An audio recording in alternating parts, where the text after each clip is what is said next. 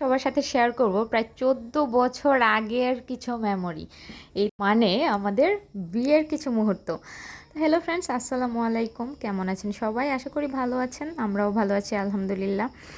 আমাদের হচ্ছে টিভিটা অনেক দিন ধরে নষ্ট ছিল। ঠিক করার পর থেকেই সবাই বলতেছিল যে আমাদের বিয়ের ভিডিওটা দেখবে।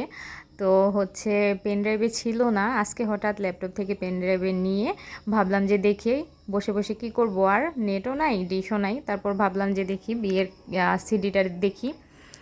তারপরে এই যে লাগালাম সবাই মিলে।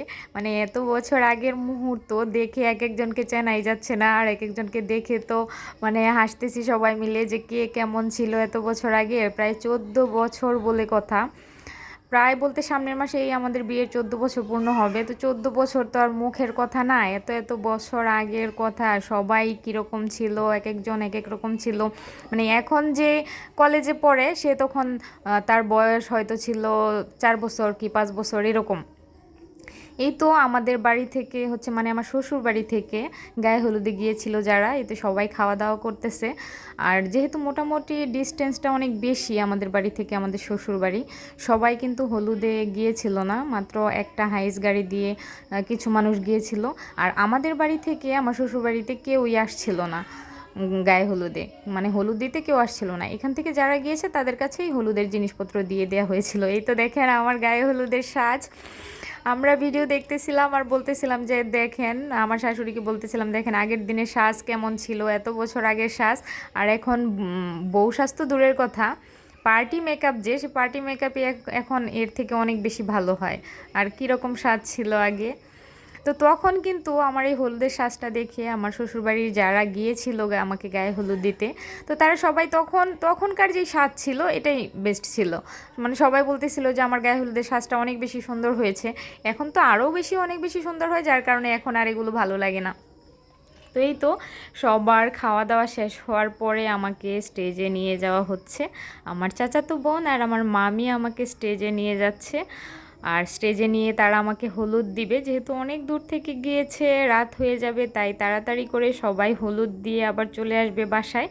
তাই একটু তাড়াহুড়া করতেছে, আমাকে স্টেজে নিয়ে যাইতেছে। এই তো আমার গায়ে হলুদ। মানে আমাদের দুজনেরই বয়স এত কম ছিল। মানে সবাই বিয়ের দিন বলছিল যে এক বাচ্চার হাতে আরেক বাচ্চা তুলে দেয়া হয়েছে, এরকম বলতেছিল।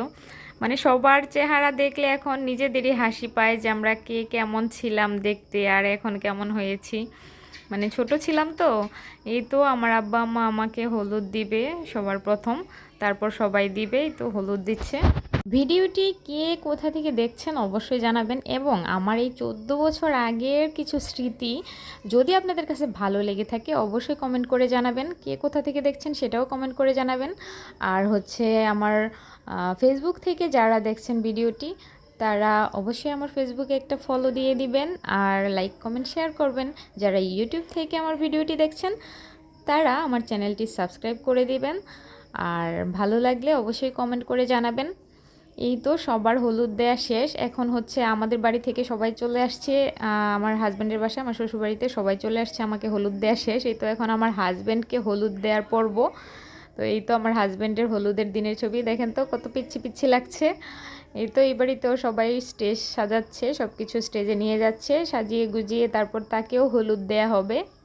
কে এরকম নিজের ছেলে মেয়েদেরকে নিয়ে এত বড় হয়ে যাওয়ার পর বিয়ের ভিডিও দেখেছেন আমাকে জানাবেন। আর সবাইকে ভিডিওটি দেখার জন্য অনেক অনেক ধন্যবাদ। আর এরপরে আমাদের বিয়ের দিনের এবং বৌভাতের দিনের ভিডিও যদি দেখতে চান তাহলে অবশ্যই জানাবেন। আল্লাহ হাফেজ।